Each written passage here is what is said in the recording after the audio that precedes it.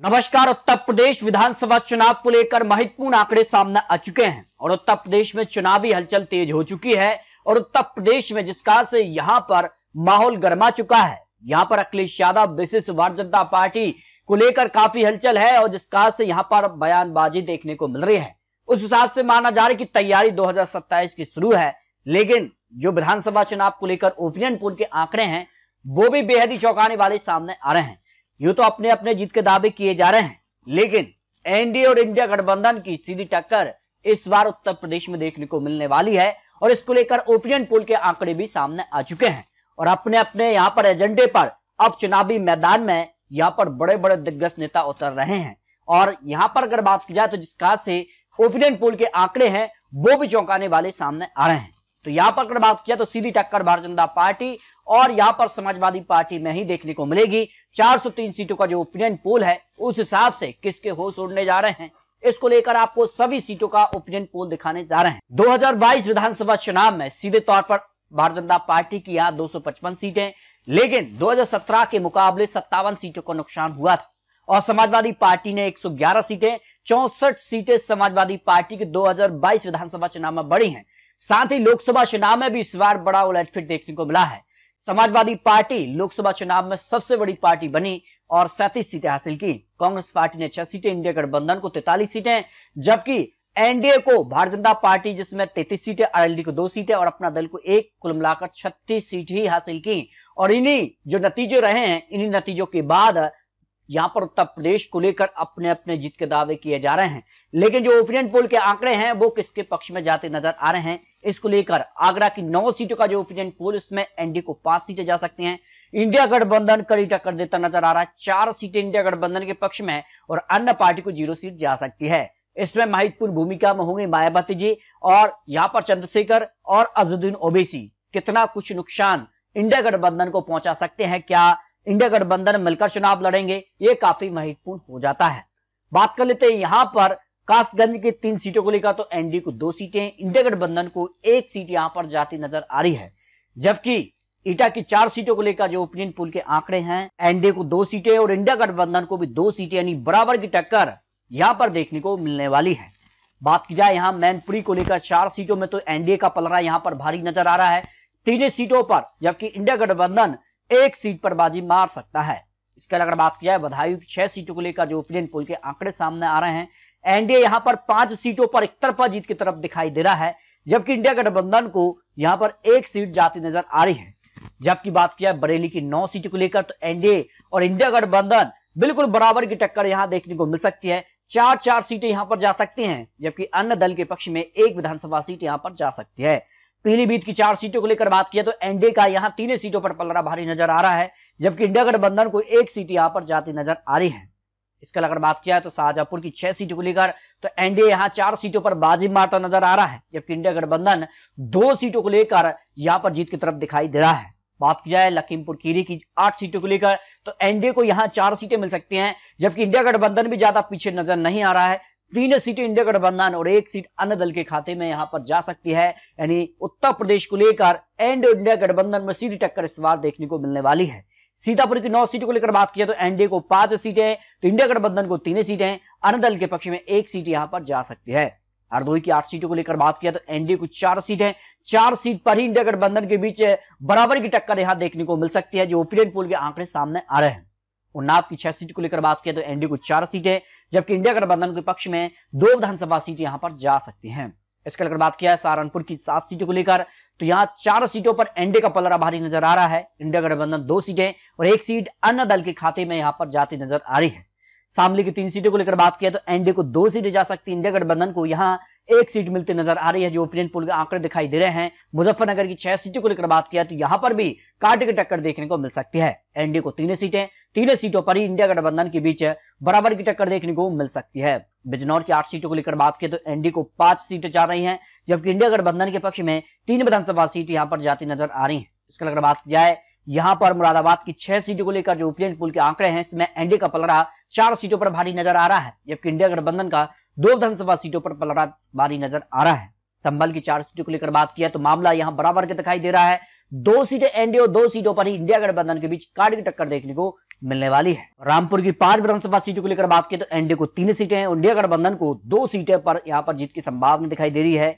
अमरोहा की 4 सीटों को लेकर बात किया तो एनडीए यहां पर 1 सीट, जबकि इंडिया गठबंधन 3 सीटों पर बाजी मार सकता है। इसके अगर बात किया है बागपत की 3 सीटों को लेकर तो एनडीए 2 सीटों पर कमल खिला सकता है। इंडिया गठबंधन के पक्ष में 1 विधानसभा सीट यहां पर जा सकती है। गाजियाबाद की 5 सीटों को लेकर बात किया तो एनडीए को 3 सीटें, इंडिया गठबंधन को 2 विधानसभा सीट यहां पर जाती नजर आ रही है। ओपिनियन पोल के आंकड़े सामने आ रहे हैं। बुलंदशहर की 8 सीटों को लेकर बात किया तो एनडीए को 4 सीटें, इंडिया गठबंधन को 3 सीटें और 1 सीट अन्य दल के खाते में यहां पर जा सकती है, जो ओपिनियन पोल के आंकड़े यहां पर दिखाई दे रहे हैं। अलीगढ़ की 7 सीटों को लेकर बात किया तो एनडीए को 4 सीटें, इंडिया गठबंधन को 3 विधानसभा सीट यहां पर जाती नजर आ रही है। इसके लेकर बात किया मथुरा की 5 सीटों को लेकर तो एनडीए को 3 सीटें, इंडिया गठबंधन 1 सीट पर बाजी मार सकता है, 1 सीट अन्य दल के पक्ष में जा सकती है। लखनऊ की 9 सीटों को लेकर बात किया तो एनडीए 4 सीटें और 4 सीटों पर ही इंडिया गठबंधन के बीच काटी की टक्कर देखने को मिल सकती है और 1 सीट अन्य खाते में जाती नजर आ रही है। रायबरेली की बात किया 6 सीट को लेकर तो एनडीए 4 सीटों पर कमल खिला सकता है। इंडिया गठबंधन के पक्ष में 2 विधानसभा सीट यहां पर जा सकती हैं। अमेठी की 4 सीटों को लेकर बात की तो एनडीए 3 सीटें, इंडिया गठबंधन के पक्ष में 1 सीट यहां पर जाती नजर आ रही है। सुल्तानपुर की 5 सीटों को लेकर बात की तो एनडीए 2 सीटें, इंडिया गठबंधन 3 सीटों पर बाजी मारता नजर आ रहा है।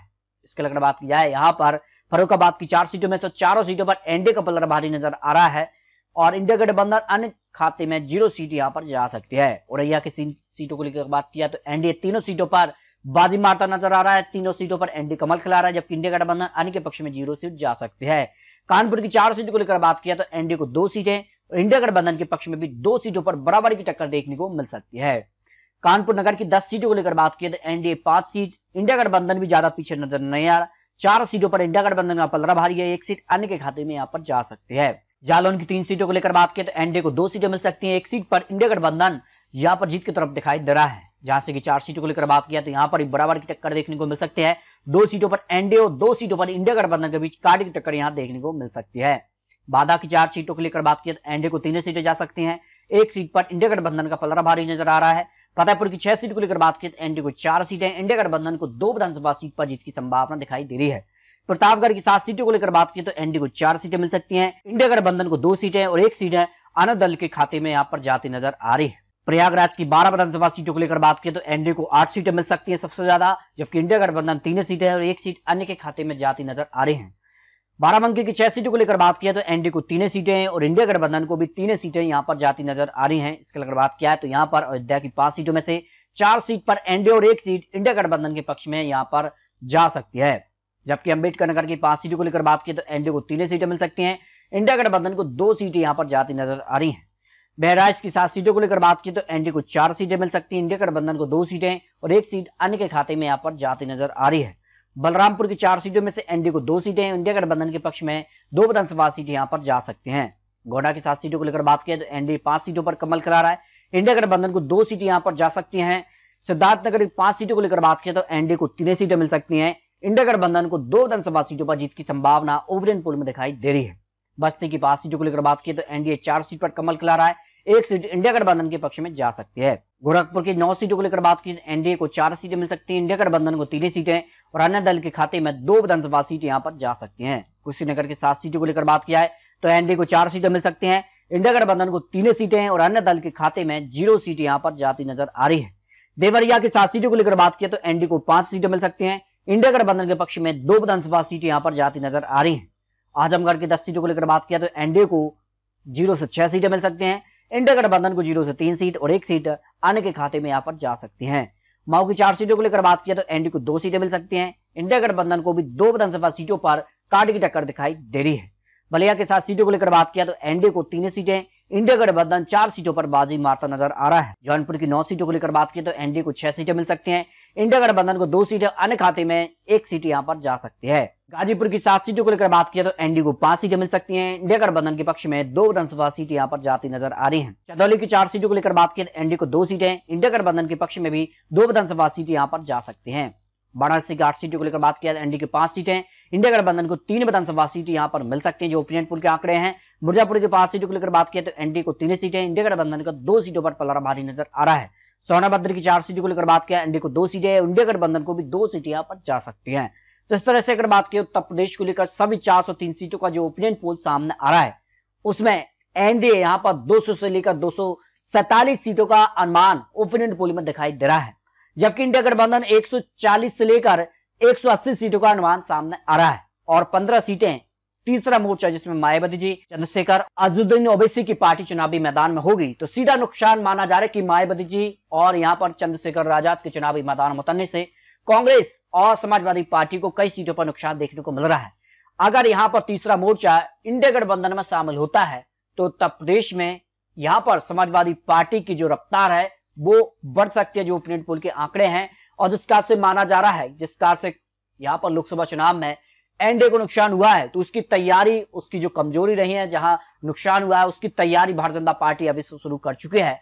तो ऐसे में डैमेज कंट्रोल जो हुआ है उसकी भी यहां पर भरपाई की जाएगी, जबकि समाजवादी पार्टी और कांग्रेस और मायावती जी का जो गठबंधन बन सकता है तो फिर उत्तर प्रदेश में यहां पर खेला भी हो सकता है, बराबर की टक्कर भी देखने को मिल सकती है। और अगर गठबंधन नहीं बनता है तो तीसरी बार योगी आदित्यनाथ मुख्यमंत्री बनने जा रहे हैं, जो ओपिनियन पोल उत्तर प्रदेश को लेकर सामने आ रहे हैं। फिर भी आपको बता दें ये ओपिनियन पोल के आंकड़े हैं, यहां पर जिस की तैयारी है, जिसका से यहां पर जो है आंकड़े दिखाई दे रहे हैं, जिसका से विधानसभा चुनाव को लेकर तैयारियां शुरू हो चुकी हैं। तो उत्तर प्रदेश में अगली सरकार समाजवादी पार्टी कांग्रेस का जो गठबंधन उसकी बनेगी या फिर बीजेपी कमल खिलाएगी, इसको लेकर आप रख सकते हैं। मिलते हैं लेटेस्ट और महत्वपूर्ण विश्लेषण के साथ, तब तक लीजिए जय भारत।